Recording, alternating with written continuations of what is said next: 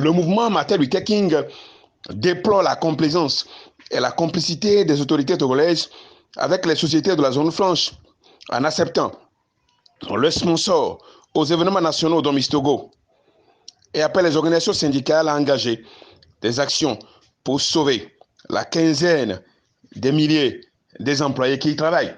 Il n'est de secret pour personne que les sociétés de la zone franche exploitent nos compatriotes. Et ces derniers vivent dans des conditions exécrables. Nous ne cessons de crier, nous ne cessons d'interpeller, mais nous ne comprenons pas pourquoi, quand il y a des événements nationaux, ces sociétés sont les premières à sponsoriser, sacrifiant ainsi des milliers de Togolais qui travaillent dans ces sociétés. On ne peut pas admettre. Vous prenez Sajop, vous prenez Sivop par exemple. Sivop qui maltraite, qui exploite les citoyens, qui les réduisent à néant, qui les chosifie. Nous ne pouvons pas admettre cela. Nous sommes dans quel pays? Quelle injustice qui est faite à nos compatriotes. Mais les voilà qui sont debout. Les voilà qui sont devant au premier rang.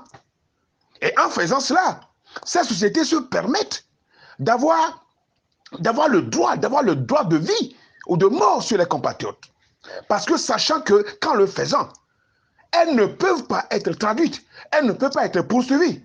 Et quels que soient même les actes que cette société, que ces opérateurs économiques posent à l'encontre des citoyens, partout, elles auront toujours raison. Parce qu'elles sont au premier rang de la Miss Togo. Elles sont au premier rang de certaines manifestations. Et cela donc, les Togolais travaillent et sont monnayés. Au retour, sont échangés. Il y a un échange, il y a un échange par rapport à leurs intérêts. Eux, ils travaillent et c'est les autres qui mangent, les autres qui bouffent. Et cela, ça fait mal. Ça fait mal quand je vois Sivop offrir un véhicule griffé à l'identité de la société, à la Miss Togo, ou bien au comité Miss Togo. Quand on les voit, toutes ces sociétés que vous connaissez, mais c'est dommage. C'est dommage. Raison pour laquelle les opérateurs économiques, des fois, disent qu'ils ont les autorités dans leur poche. Et ils ont les autorités dans leur poche, ça se comprend aujourd'hui. Eh bien, quelle injustice dans ce pays. Quelle injustice, ça fait mal. Ça fait mal. Et les compatriotes, j'ai pitié pour les Togolais. Mais ça ne va pas rester ainsi. Ils doivent, les travailleurs de la société de la zone franche doivent se mobiliser. C'est le moment pour les travailleurs de la zone franche de se mobiliser. Parce que vos conditions de travail sont misérables, sont exécrables. Le code du travail n'est pas respecté. La convention n'est pas respectée. Chaque fois, les gens sont licenciés abusivement. Les gens sont maltraités. Les gens sont... C'est de l'esclavage d'État moderne dans les sociétés des zones franches. Pourtant, les voilà qui offrent des véhicules, mettent de l'argent dans des organisations, dans des manifestations dans le pays. Alors on fait quoi? Alors c'est pourquoi le mouvement interpelle les organisations syndicales à engager des actions, mais de concert avec les organisations de défense des droits de l'homme, pour que ça doit s'arrêter.